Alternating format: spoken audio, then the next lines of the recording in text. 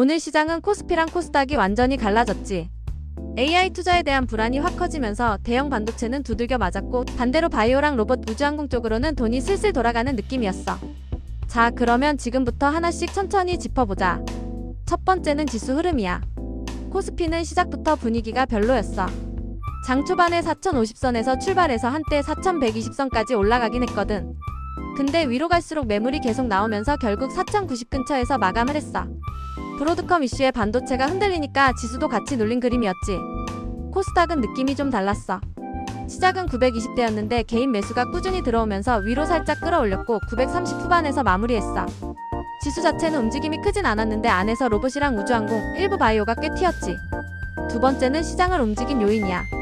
오늘 시장을 움직인 요인은 크게 네 가지야. 예를 들면 미국발 AI 투자 회의론, 오라클 이슈, 엔비디아 중국 수출 뉴스, 그리고 수급이야. 먼저 미국 쪽에서 AI 투자에 대한 의심이 다시 커졌어. 브로드컴 CEO가 AI 아닌 기존 사업 매출은 정체라고 했고, AI 매출도 마진이 생각보다 낮다고 언급했지. 거기에 2026년 AI 매출 가이던스도 안 내놨고, AI 제품 수주 잔고가 730억 달러 정도로 시장 기대보다 약했다는 평가가 나왔어. 이 얘기 나오고 브로드컴이 지난 주말에 11% 넘게 빠지면서 필라델피아 반도체 지수도 크게 밀렸고, 그 여파가 오늘 우리 반도체에 그대로 들어온 거야. 다음으로 오라클도 분위기를 더 안 좋게 만들었어.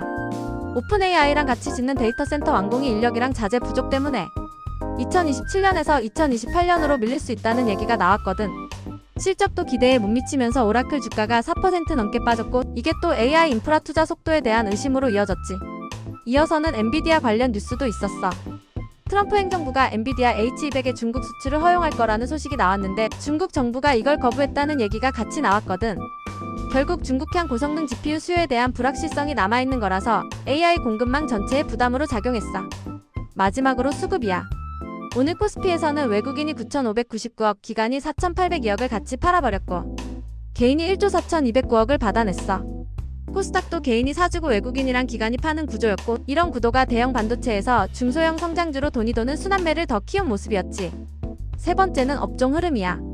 오늘은 한마디로 경기 민감이랑 반도체가 두들겨 맞고 방어주랑 성장 스토리 있는 쪽으로 돈이 옮겨 붙은 날이었어. 코스피에서는 건설이랑 전기전자, 기계, 운송장비 같은 경기 민감 업종이 전반적으로 약했어. PF 부실 우려의 원가 부담까지 겹치면서 건설이 특히 많이 밀렸고, 반도체 포함한 전기전자도 AI 회의론 직격탄을 맞았지. 반대로 제약이랑 전기가스, 금속, 섬유유류 같은 쪽은 상대적으로 괜찮았어. 바이오 플랫폼 기업들에 대한 관심이 다시 붙으면서 제약주들이 지수 방어를 해줬고, 일부 원자재 관련주도 순환매 성격으로 수급이 들어왔지. 코스닥도 비슷한 그림이야. 건설이랑 기계, 금융, IT 서비스는 힘이 빠졌고, 대신 일반 서비스랑 오락문화, 운송장비 같은 성장 스토리 있는 업종들이 강했어. 특히 로봇이랑 우주항공이 포함된 쪽이 눈에 띄게 움직였고, 일부 바이오도 같이 받쳐줬지. 네 번째는 특징 종목 흐름이야. 먼저 바이오부터 보면 오늘 시장에서 제일 눈에 띄는 주도 테마였어. 코스피에서는 삼성 에피스홀딩스가 7% 넘게 올랐고, 삼성 바이오로직스도 4%대 상승이 나왔어. 한올바이오파마, 현대약품, 제일약품, 녹십자, JW 중해제약 같은 종목들도 전반적으로 강했지. 코스닥에서도 에인드바이오가 26% 넘게 급등했고, 엔지캠 생명과학이 17%대, ST팜 바이넥스, ABL바이오 같은 종목들이 고르게 올랐어. 업종별 순환매에다가 국내 바이오 플랫폼 기업들에 대한 관심이 겹치면서 바이오 전반에 온기가 퍼진 하루였지. 이어서 로봇 테마를 보면 정책 기대감이 제대로 붙었어. 한미 정부가 로봇 산업을 키우겠다는 방향을 계속 내놓으면서 관련주에 수급이 몰렸거든. 코스닥에서 티로보틱스, 한라캐스트, 휴림로봇이 7%에서 10%대까지 올랐고, RS 오토메이션이랑 SPG, SBB테크도 4% 이상 상승했어. 섹터 전체가 정책 모멘텀에 탄력받는 전형적인 그림이었지. 다음은 우주항공이야. 스페이스X IPO 기대감이 다시 부각되면서 국내 관련주들도 같이 튀었어. 이노스페이스가 8%대, 비츠로테크랑 파이버프로도 6% 안팎으로 올랐고, 제노코 같은 종목들도 강세였어. 우주항공은 뉴스 한번 나오면 변동성이 크게 나오는 섹터라서 오늘도 그런 테마성 움직임이 잘 드러났지. 반대로 전력설비랑 전선, 원자력 발전 테마는 오늘 힘이 빠졌어. 코스피에서 일진전기, 산일전기, LS, ELCT, RIC, HD, 현대일렉트릭, LS, 두산에너빌리티, 효성중공업 같은 종목들이 3%에서 6%까지 밀렸거든. 최근까지 많이 오른 구간이라 차익 매물이 한 번에 나온 느낌이고, AI 회의론이 퍼지면서 전력 인프라 쪽 기대감도 같이 식은 모습이었어. 건설주는 PF 부실이랑 원가 부담 이슈가 다시 부각되면서 약세가 두드러졌어. 현대건설이 6% 넘게 빠졌고, 한전기술도 6%대 하락이 나왔어. DLENC, GS건설, 삼성물산, 대우건설, HDC, 현대산업개발 같은 종목들도 줄줄이 밀리면서 섹터 전체가 눌렸지. 개별 이슈로 보면 TMC랑 신세계푸드가 눈에 띄었어. TMC는 코스피 신규 상장 첫날인데 80% 넘게 급등했어. 신세계푸드는 최대 주주 이마트의 공개 매수 소식이 나오면서 19%대 급등이 나왔지.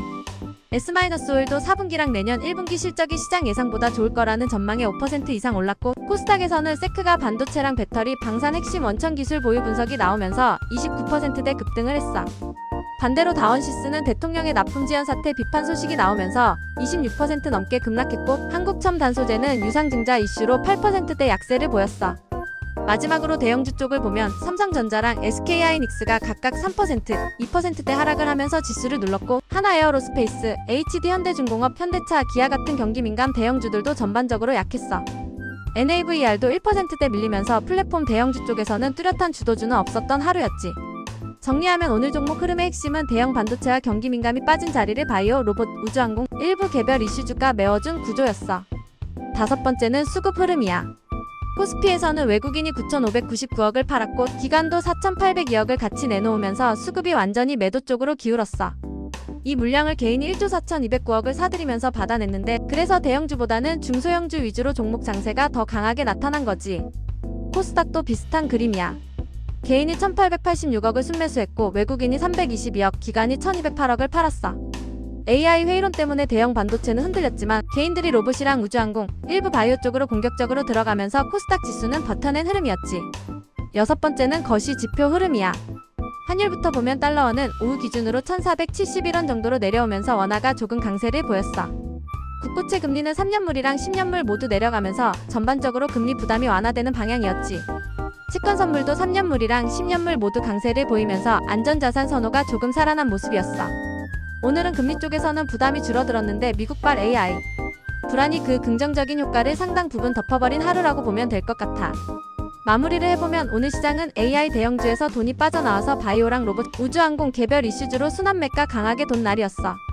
내일은 미국 반도체주 반등 여부랑 정책 모멘텀이 이어지는지 보면서 단기 테마와 대형주 비중을 어떻게 가져갈지 조절하는 게 중요해 보이고, 영상 도움됐다면 구독이랑 좋아요 한 번씩 눌러주고 다음 장 마감도 같이 보자.